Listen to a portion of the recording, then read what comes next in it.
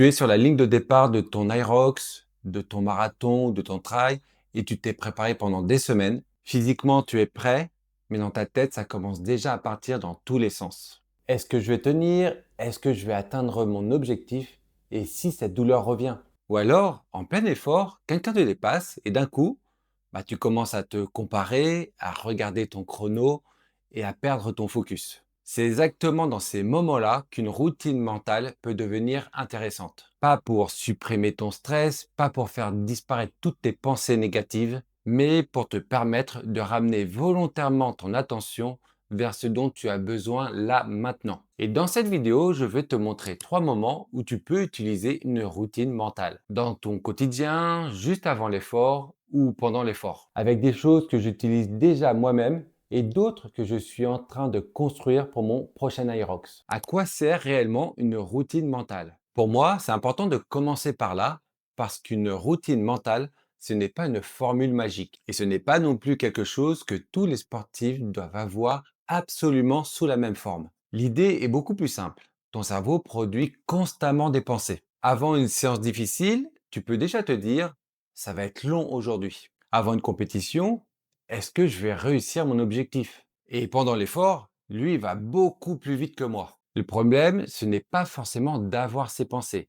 Elles sont là. Le problème, c'est comment tu gères ces pensées. Est-ce que tu restes bloqué dessus ou est-ce que tu arrives à revenir à quelque chose qui t'est utile maintenant? Ta respiration, ta prochaine station, ton allure, le prochain kilomètre, le prochain mouvement. Et c'est là que la routine mentale devient intéressante. Elle crée une sorte de repère, un geste, un mot, une respiration, une succession d'actions qui t'aident à revenir volontairement vers ce que tu peux contrôler. Il y a 3 moments où je trouve ça particulièrement intéressant.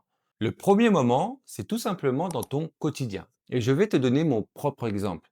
Depuis bientôt 2 ans, j'ai pris l'habitude de faire du gainage tous les matins. Au départ, je le faisais tous les jours et aujourd'hui, je suis plutôt à 3 ou 4 fois par semaine. Généralement entre 5 et 8 minutes.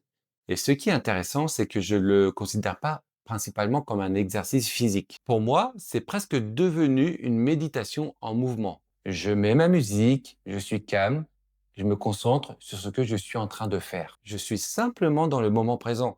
Et j'aime aussi commencer ma journée par un petit objectif. Ça peut être aujourd'hui, je tiens 5 minutes, je fais mes 5 minutes. Et j'ai déjà ma première petite victoire de la journée. J'ai décidé de faire quelque chose, je l'ai fait et ma journée commence comme ça. Il existe évidemment des approches beaucoup plus structurées autour des routines matinales.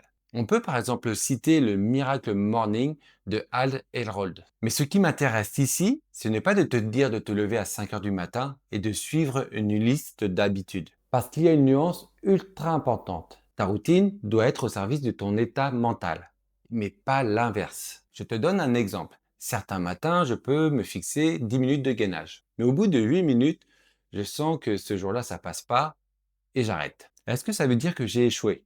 Non. Je ne vais pas commencer ma journée en me disant super Julien, premier objectif de la journée et c'est déjà un échec. J'ai fait 8 minutes et ces 8 minutes m'ont apporté quelque chose. Et j'accepte que ce matin-là, je n'avais peut-être pas les ressources pour aller jusqu'à 10 minutes. Je recommencerai et ça pour moi c'est important. Parce qu'une routine censée t'aider mentalement ne doit pas devenir une nouvelle source de pression. Et il y a autre chose que j'observe aujourd'hui. Après presque 2 ans, je ressens moins les effets de cette routine qu'au début et je trouve ça intéressant. Parce qu'une routine n'a pas forcément besoin de rester identique toute ta vie. Si elle ne remplit plus aussi bien ses fonctions, tu peux la faire évoluer. La question n'est pas est-ce que je respecte parfaitement ma routine? La question est plutôt est-ce que cette routine m'aide encore à aller vers l'état dont j'ai besoin? Le deuxième moment, c'est juste avant un entraînement ou une compétition. Et ici, je vais être complètement transparent avec toi. Je n'ai fait que 2 Irox pour l'instant. Et lors de mon dernier Irox, je n'avais pas encore construit consciemment une routine mentale de pré-compétition. Et justement, cette expérience m'a permis d'identifier quelque chose que je dois travailler. Juste avant le départ, j'étais stressé, mais j'étais aussi impatient de partir. Je continuais à m'échauffer, je sautillais, je courais un peu sur place. Et surtout, j'avais une inquiétude qui revenait dans ma tête, mon mollet. J'espère que mon mollet va tenir, j'espère que je vais pas avoir mal, j'espère que je ne vais pas avoir de gêne. Et si tu observes bien ce qui se passait mentalement à ce moment-là, une partie de mon attention était déjà tournée vers quelque chose qui n'était même pas arrivé. J'étais dans l'anticipation, puis le départ est donné. Premier kilomètre, ski erg, la course est lancée. Et là, ce stress disparaît, je suis dans l'action, je suis dans ma course. Et au deuxième kilomètre, une douleur au mollet est réellement apparue. Et je veux être très clair là-dessus. Je ne suis pas du tout en train de te dire que mes pensées ont créé cette douleur. Et encore moins qu'une routine mentale aurait empêché d'avoir une blessure au mollet. Ce que j'ai retenu de cette expérience, c'est qu'avant même mon départ, j'avais déjà une partie de mon attention sur quelque chose que je ne pouvais pas contrôler à cet instant. Et c'est là qu'une routine aurait pu m'être utile. Non pas pour supprimer mon stress, mais pour me dire, ok, le stress est là, maintenant, qu'est-ce que je peux contrôler? Ma respiration, mon échauffement, mon corps et mon départ. Pour mon prochain Aerox, je suis en train de réfléchir à quelque chose de très simple. Une grande expiration, je frappe dans mes mains, allez go, on y va, et action. Mais là encore, je veux être transparent. Je ne vais pas te présenter ça comme ma routine parfaite qui fonctionne en compétition. Je ne le sais pas encore, je suis en train de la construire.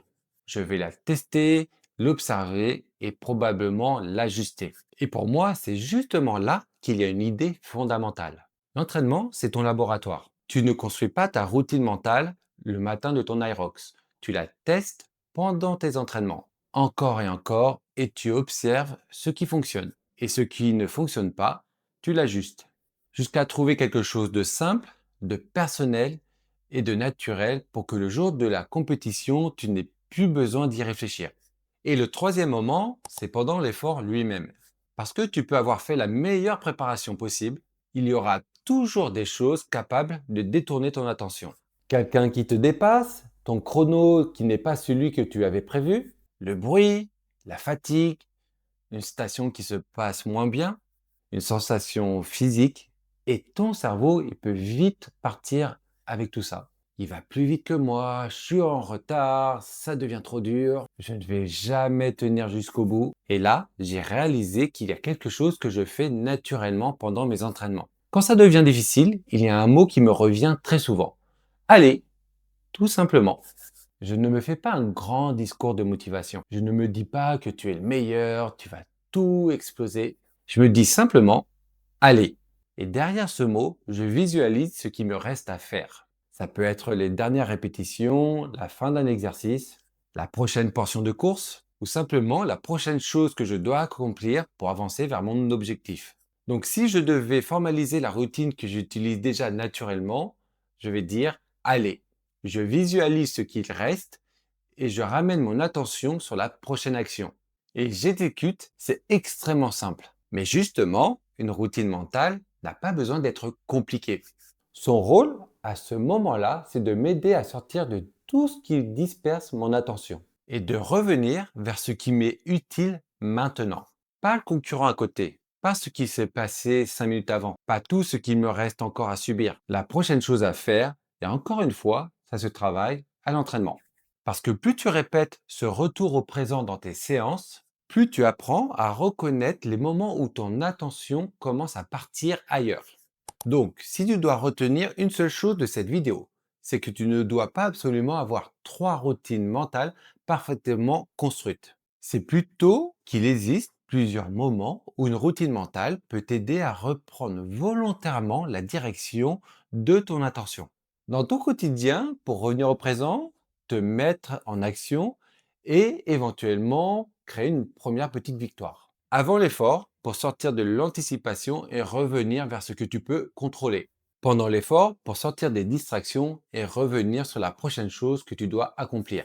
Et surtout, ta routine n'est pas figée. Tu la testes, tu l'affines, tu la répètes et parfois tu la modifies. Parce que la routine est au service de ton mental, pas ton mental au service de ta routine. Et n'oublie pas, l'entraînement, c'est ton laboratoire. C'est là que tu construis les outils dont tu auras besoin le jour J. Maintenant, je suis curieux de savoir si toi aussi, tu as une petite routine que tu utilises avant ou pendant tes entraînements sans forcément t'en rendre compte. Si c'est le cas, partage-la moi en commentaire. Et si tu prépares un Aerox, un semi-marathon, un marathon, un trail ou encore un autre objectif d'endurance et que tu veux aller plus loin dans ta préparation mentale, tu as le lien en description. Et si tu ne veux pas rater les prochaines vidéos, pense à t'abonner.